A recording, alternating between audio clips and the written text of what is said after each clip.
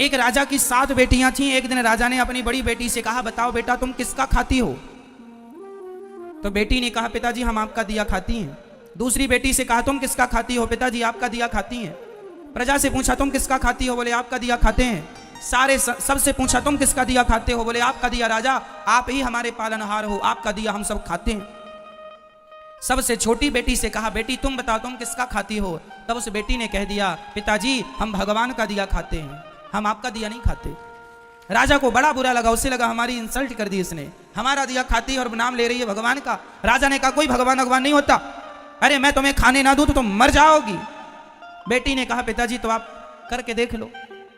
राजा बड़ा गुस्से में आया और अपनी उस बेटी का विवाह ऐसे आदमी से कर दिया जो बिल्कुल गरीब था और बिल्कुल बीमार था। गरीब था और बिल्कुल अचल था। अचल मीन्स एक कदम भी। एक लकड़हारा था, जंगल में लकड़ी काटने गया, अचानक उसकी तबीयत बिगड़ गई और वहीं पर वो पड़ा रहा, वहीं मलमूत्र में घिसटता रहा। ऐसे गंदे आदमी से राजा ने अपनी इस बेटी का विवाह कर दिया कि देखता हूं तू अब कहती है भगवान का खाती हूं तो अब खिलाए तेरा भगवान। 6 बेटियों का विवाह उसने अच्छे राजाओं के घर किया, राजकुमारों के साथ खानदान में किया, और एक बेटी का विवाह लकड़हारे से कर दिया, वो भी जो बीमार था, जो मलमूत्र भी वहीं कर रहा था, पूरा गंदगी थी, मक्खियां भिन्न भिन्न कर रही थी।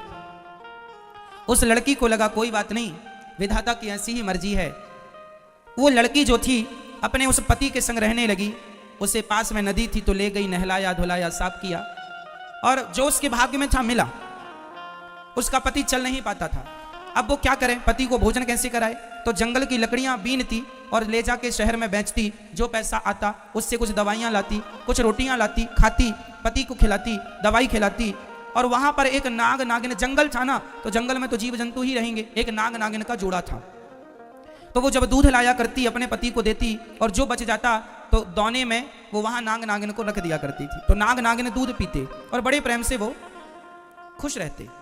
अब वो धीरे धीरे उसका पति ठीक होने लग गया, बीमारी से उसको राहत मिलने लग गई, ठीक होने लगा। एक दिन नाग ने सोचा कि ये मेरी इतनी सेवा करती है, परोपकारी भाव है, यदि इसे धन मिल जाएगा तो ये तो समाज की बहुत सेवा करेगी। तो सांप ने उसे स्वप्न में कहा कि जहां हम लोग रहते हैं वहां बहुत बड़ा खजाना गड़ा है, तुम खोद लेना। वो लड़की ने खोदना शुरू किया, उसे सच्ची का खजाना मिल गया, जिसमें बहुत सारा सोने चांदी से भरा हुआ खजाना था। वो तो लखपति हो गई।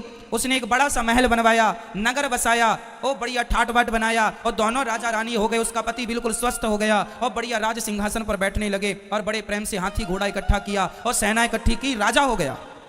वो रानी हो गई, पर उसने परोपकार नहीं छोड़ा। रोज अन्न क्षेत्र चलाती, जो आए सबको भरपेट भोजन मिलेगा, उसके पास जरूरत से ज्यादा धन हो गया।